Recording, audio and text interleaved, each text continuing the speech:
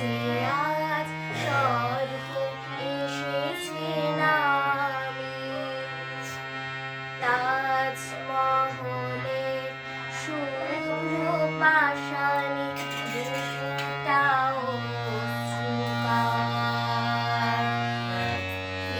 একটি যেন শ্বেত কমল পাখি মেলেছে তার। দু চোখে যে আজ শুধু স্বপ্নেরই তৃষা, চলার পথে পেয়েছি নতুন দিশা। শান্ত নিমেষে মুক্ত জীবন, মুক্ত চেতামি।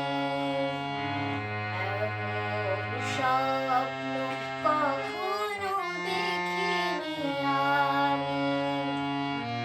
মাটিতে যে আজ স্বর্গ এসেছে না।